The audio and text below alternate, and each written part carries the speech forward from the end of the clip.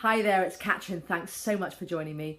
This video is about how to feel gratitude for the fitness that you have.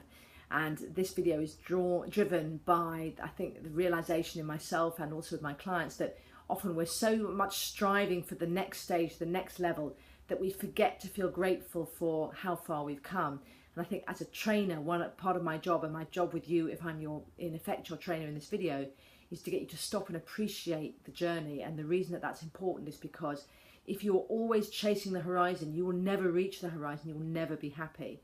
What you need to do is to appreciate how far you've come. And in terms of feeling content or feeling that you've achieved something, it's important that you look back, not just look forward.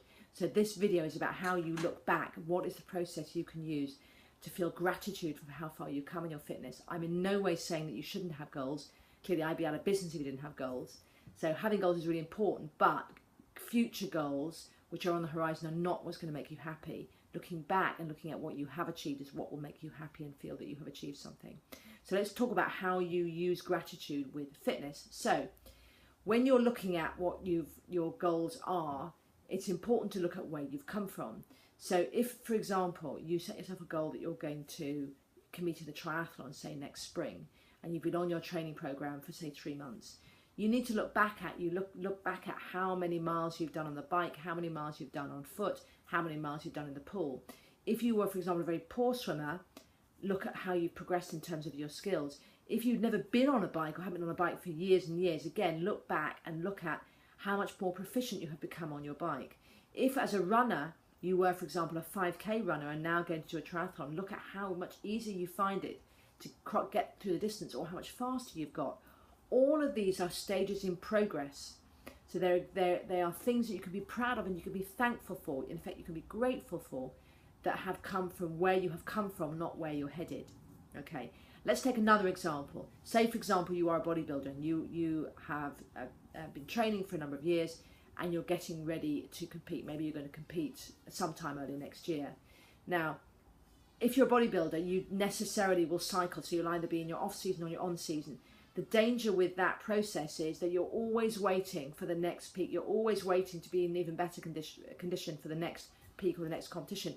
Now that's fantastic in terms of keeping you motivated, but on the day-to-day, it can actually leave you quite miserable because you never feel you've got there. Again, I go back to the analogy of if you're always looking at a horizon, you can never reach the horizon. It's always in front of you. That's never going to make you happy. So although you need to keep those long-term goals, again, it's important that you look at where you've come from. I've got a great friend who's a bodybuilder, and he carries with him a photograph of himself as a young teenager, as a 15-year-old boy, and he's absolutely tiny in this photograph. And it makes me laugh every time he gets it out. And sometimes I say to him, can I just have a look? Because it just makes me laugh, because he doesn't look anything like that anymore. But it's important for him that he carries it because it reminds him of where he's come from. I'll give you another example of a story. The singer and the TV presenter Cilla Black, the 1960s Liverpudlian singer. Now, she was married to her childhood sweetheart, Bobby. And she always said that what kept her grounded was having the same boyfriend that she had before she was famous. And I know a number of people who are in TV, particularly in TV, and I would say there's definitely a dividing line in terms of sanity and happiness between those who have got their original partners and those who've traded their partners in for someone more glamorous. And I think, and I didn't really think about why this was, but thinking about it, I think it really is because if you're still with your same partner, that partner will remind you where you came from and remind you of the progress you've made and make you feel grateful for that. I myself, for example, I do some work with people with, that I do free, where they have no resources to get training, to know anything about weights, but they all want to get fit. Now, why do I do that? I do that because it reminds me that the skills I've got and the experience I've got, I've managed to build up through having the luxury of time and the ability to train. And a lot of people don't have that luxury, and I find that tremendously motivating for me to be thinking about the fact that we've all come from the same place. I've managed to make more progress for many reasons, but I have managed to make that progress and I could still be where I was, but I have moved forward.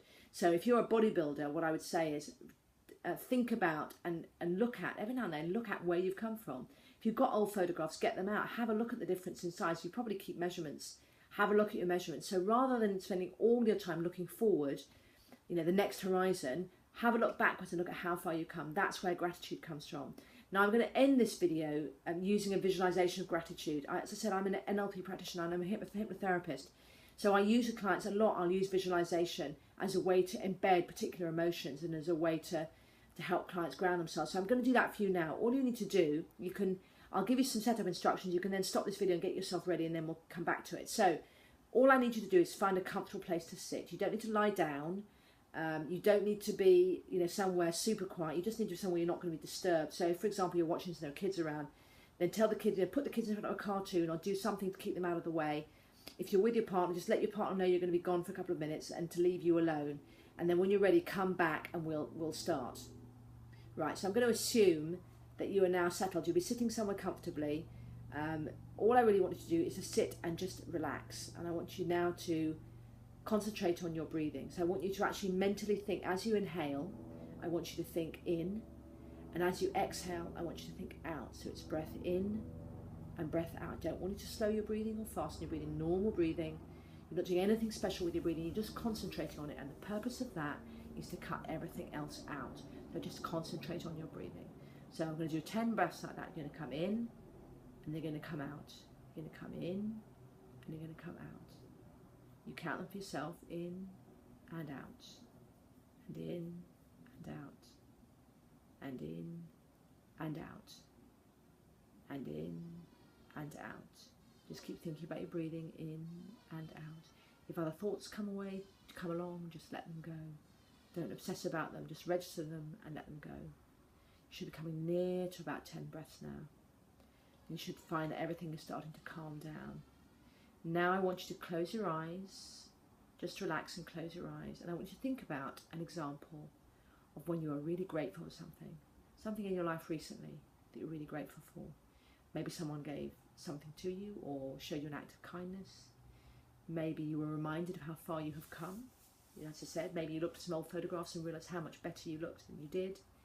Maybe you feel better. Maybe the fact that you are eating better or exercising has meant that you feel fitter and you're able to do more things. Whatever it is, I want you to think about an example, a recent example of where you felt grateful. You felt, I've done well, I'm lucky, I've achieved this, or I am this as a result of something I have done. I want you to think about that, and I want you to feel that feeling of gratitude, and I want you to feel it physically in your body. So it might feel like a warmth either in your stomach or in your chest, but you'll feel that warmth, and it's a warmth that says, I'm grateful. I'm grateful for what I've been given, I'm grateful for what I've earned.